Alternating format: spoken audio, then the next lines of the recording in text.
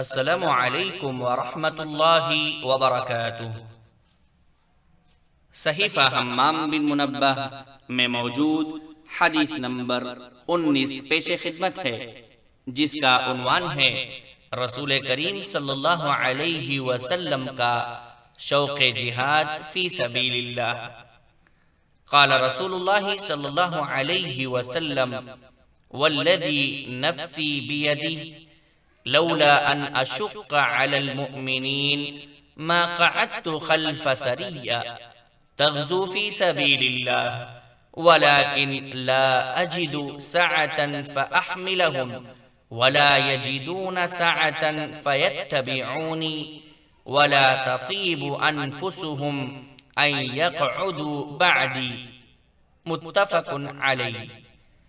سیدنا ابو ہریرہ رضی اللہ عنہ بیان فرماتے ہیں کہ رسول اللہ صلی اللہ علیہ وسلم نے ارشاد فرمایا، قسم ہے اس ذات کی جس کے ہاتھ میں میری جان ہے، اگر مجھے مومنوں پر دشواری کا احتمال نہ ہوتا تو میں اللہ کی راہ میں لڑنے والی کسی جماعت سے پیچھے نہ بیٹھتا، لیکن خود میرے پاس اتنی وسعت نہیں کہ میں ان سب کو سوار کر کے اپنے ساتھ لے چلوں، اور انہیں بھی اتنی سواریاں میسر نہیں کہ وہ ان پر سوار ہو کر میرے ساتھ چلے، اور نہ وہ اس بات کو پسند کرتے ہیں کہ میرے جانے کے بعد وہ پیچھے بیٹھے رہیں۔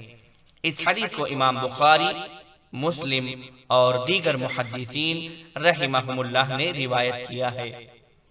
اس حدیث میں جہاد کی فضیلت بیان کی گئی ہے، اور نبی صلی اللہ علیہ وسلم کا اپنی امت کے لیے مشفق ہونا بھی واضح ہے، کیونکہ نبی کریم صلی اللہ علیہ وسلم نے فرمایا کہ اس ذات کی قسم جس کے ہاتھ میں میری جان ہے، اگر مسلمانوں کے دلوں میں اس سے رنج نہ ہوتا کہ میں ان کو چھوڑ کر جہاد کے لیے نکل جاؤں، اور مجھے خود اتنی سواری میسر نہیں کہ ان سب کو سوار کر کے اپنے ساتھ لے چلوں، تو میں کسی چھوٹے سے چھوٹے ایسے لشکر کے ساتھ جانے سے بھی نہ رکتا جو اللہ کے راستے میں غزوے کے لیے جا رہا ہوتا۔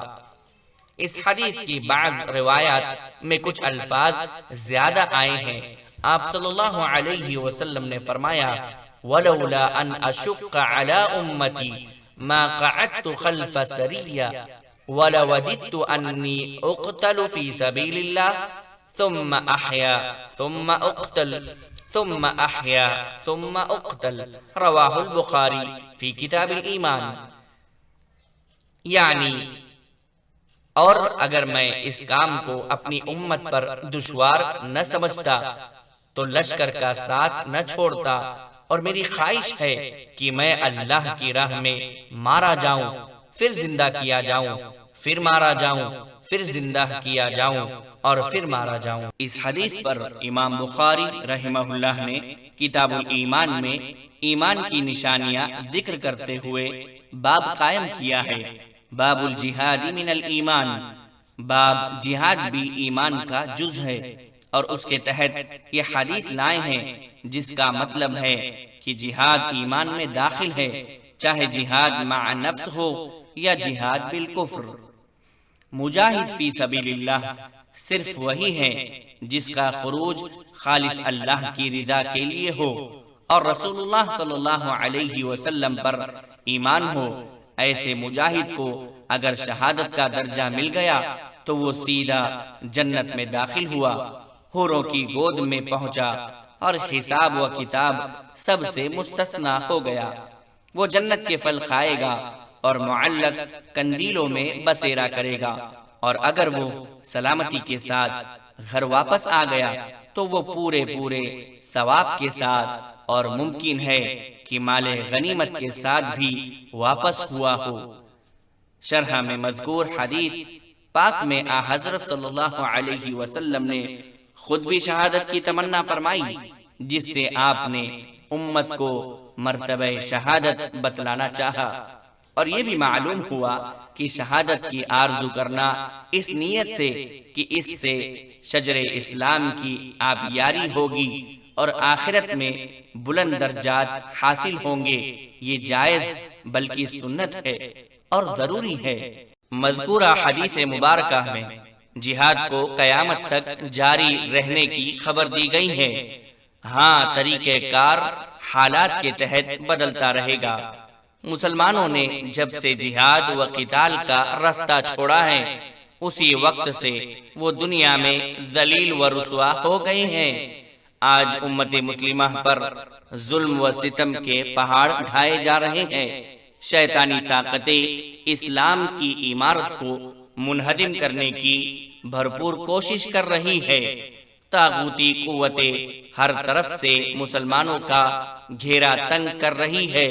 شعائر اسلام کی اس قدر توہین کی جا رہی ہے کہ اللہ کی پناہ، اسلامی اقدار کا مذاق اڑایا جا رہا ہے۔ غرض ہر طرف سے اسلام اور مسلمانوں کو دبایا اور پسپا کیا جا رہا ہے۔ ان حالات میں امت مسلمہ کو اپنا کھویا ہوا مقام حاصل کرنے کے لیے جہاد و قتال کی راہ اپنانی ہوگی، لیکن طریقہ نبوی صلی اللہ علیہ وسلم اور منہج سلف صالحین کے عین مطابق ہو۔ آخر میں دعا ہے کہ اللہ تعالی امت محمدیہ صلی اللہ علیہ وسلم کے دلوں میں شوق جہاد اور شوق شہادت پیدا فرمائے۔ آمین۔ والسلام علیکم ورحمۃ اللہ وبرکاتہ۔